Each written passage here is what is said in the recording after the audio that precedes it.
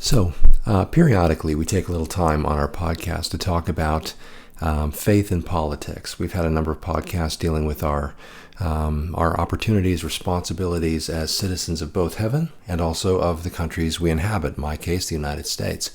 And so, whereas for some, it may seem that faith and politics are two things that not only are you told not to talk about at the dinner table, but two things that may not necessarily go together in terms of our daily Christian life. We should maybe not blend these two ideas.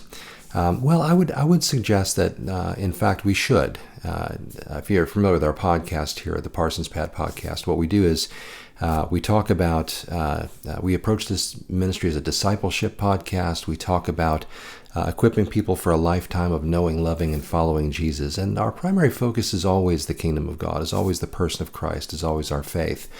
However, peripherally to that, connected with that, is in fact how we participate in the culture around us. And one of those things that we do to participate is to vote or to make our voices heard insofar as we can. I know there are those that watch this podcast from outside the United States where those opportunities may not necessarily be afforded you.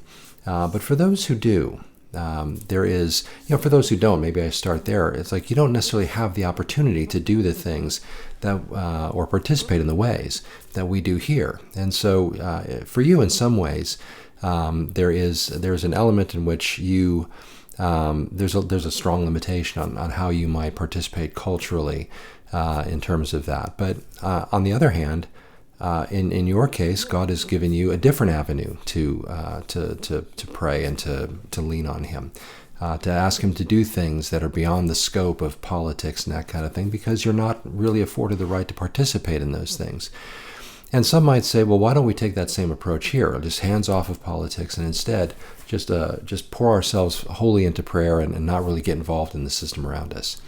Well, we did a podcast on that topic sort of not long ago, the idea that where we spoke about the fact that we have been given in our country, which was founded on Judeo-Christian principles, clearly. I mean, all you have to do is look at history of our country and you can see that clearly, where God has in fact given us a beautiful privilege to live in this great experiment where we live in a government by the people, for the people. We talked about this in connection with Romans 13.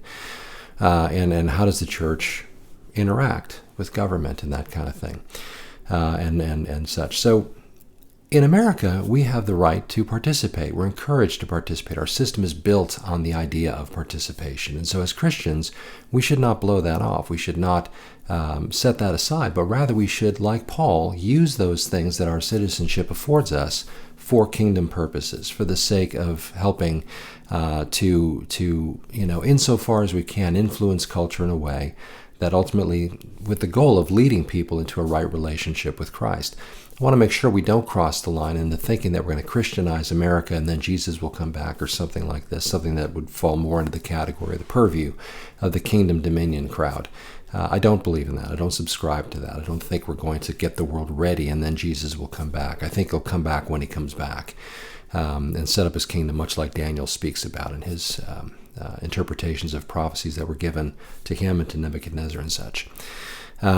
But that said, I think we should participate in our culture. I think we should engage. I think we should vote. I think we should, as hot button of an issue as it is today, I think there's even room for actual peaceful protest, not what's being called peaceful today, which is anything but an actual peaceful protest. I think we should exercise our First Amendment rights. I think we should take advantage of all of the freedoms and opportunities we have as Christians, knowing that these are tools that are given to us. And as a matter of fact, I wonder if, in fact, if we sort of blow off these resources and opportunities that we have, if, in fact, we're not doing a disservice to the Lord.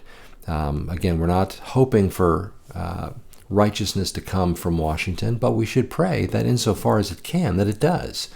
We don't think America is the kingdom of God, but at the same time, we should, as citizens of that kingdom, we should participate in the system that we've been given an opportunity to. So that being said, that's why we do these political, faith, and politics podcasts periodically. That's not our major here. That's not what we focus on all the time. But in an election season, it becomes a wise thing to speak on this topic so the Christians can gain an understanding of how to balance these ideas and on how to feel like it's okay to participate and to engage and to vote, at the very least, to pray and to educate yourselves on the topics and on the candidates, and then to participate by voting, by going door to door if you believe in a candidate and that kind of thing. Never crossing the line and believing that this is where all righteousness will come from. This is going to usher in the kingdom of God. But at the same time, pursuing righteousness in the culture in which we live. We're going to talk about this in an upcoming podcast. But I just thought I would take a moment here to take a few minutes just to talk about why we talk about these things. And so I'm going to start calling these things pep talks, and P.E.P standing again for the idea of praying first, also then educating ourselves on topics, candidates, etc., and then P, participating. And so I think there is definitely a clear line of connection between faith and politics. Our faith should not be separate from our politics, and our politics should not be divorced from our faith. We should definitely, absolutely seek to live out a godly life, and we should seek to vote for those people that will, to the best of, as best as they can, or as close to our own biblical worldview as we can, vote for those who represent that. So anyway, just thought I'd share those few thoughts. As always, you can share your thoughts and comments below. You may agree, you may disagree, but I love the engagement. So please go ahead and feel free to comment in the section below, or if you're on my website, parsonspad.com, you can comment there as well. And you can also email me there at parsonspad.com, or from our church website at calvarychapelfranklin.com. So in any case, I look forward to continuing to put these podcasts out there and periodically talking about the political thing too, as it relates to faith and such, and our biblical worldview, which is where we always vote from, right? And so, which we always anchor to. But as we put these forth, I look forward to the engagements that will come as well. So God bless you, and may you just continue to walk with Jesus, knowing him better and figuring out ways to express that in every area of your life.